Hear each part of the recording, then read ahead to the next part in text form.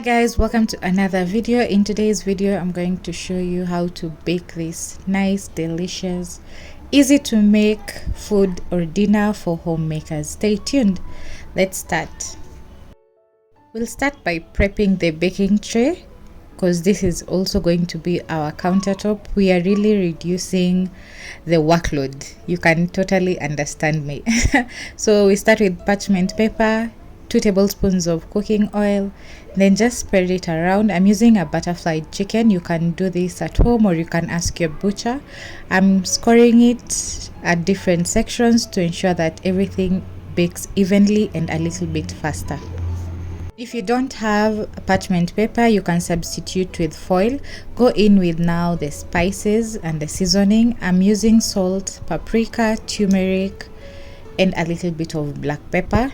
Then just a little bit, you can say half a teaspoon of each. Go in with the mustard. Yes, I'm using mustard for this recipe. Just spread it, and then a little bit of lime. You can use 1 or 2, so I'm going to use 1, half on each side. Once I've added everything, go in with your hands and rub everything in until everything is nice and mixed up well. We'll do this on the other side as well, so flip the chicken and repeat the same process on the other side. While giving the chicken the rub, just ensure your oven is preheating.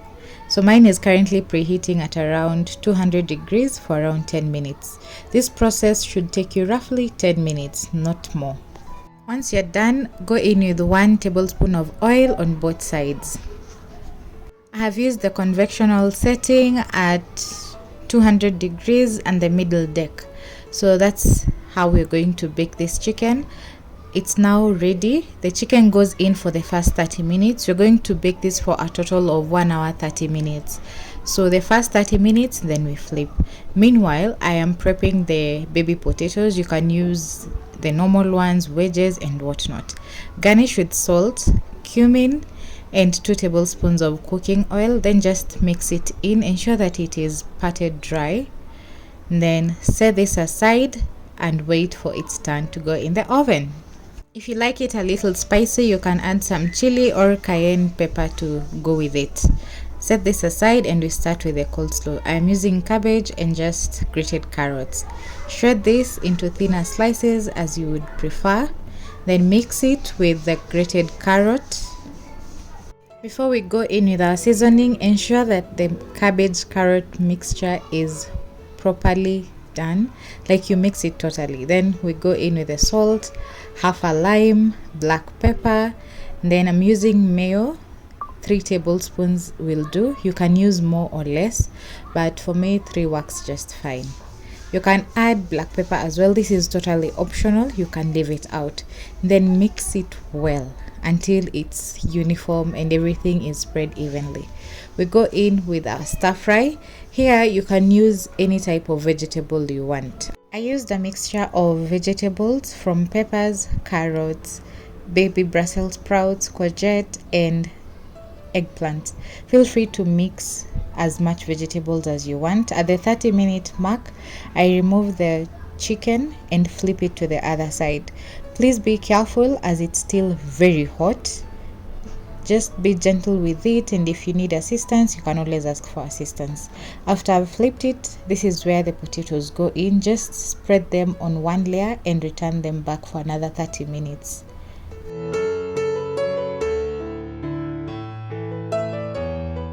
While that is done, we're going to start in with our stir fry, 2 tablespoons, and start by putting in the carrots and the Brussels sprouts. I prefer giving them a nice char before I go in with the others because these tend to take a little more time and I just prefer developing their flavor individually.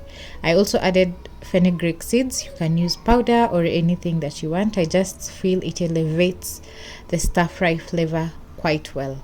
After I've added all the vegetables, I add in a little bit of water, then cover it so that they can cook a little bit with the steam.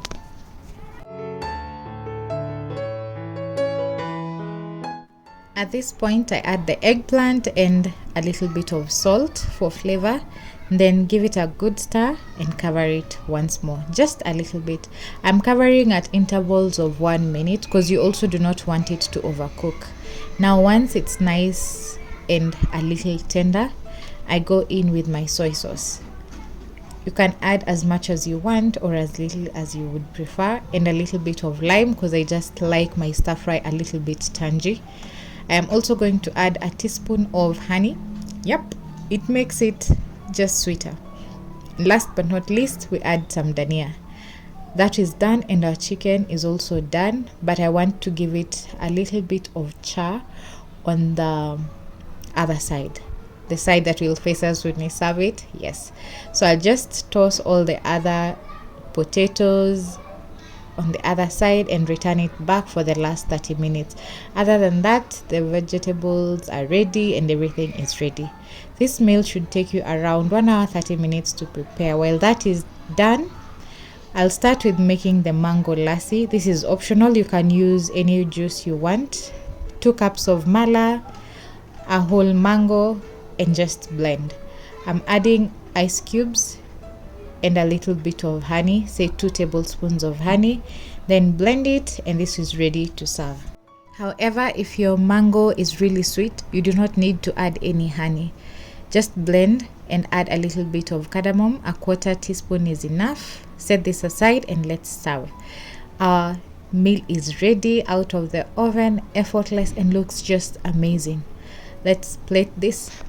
Instead of the stir fry, you can substitute the vegetable bit with kachumbari, salad, avocados, or anything you'd prefer. And if salads are not your thing or vegetables are not your thing, you can leave them out, but it's so healthy. Other than that, I'll see you guys in the next video. Thank you for watching. Leave your comments down below.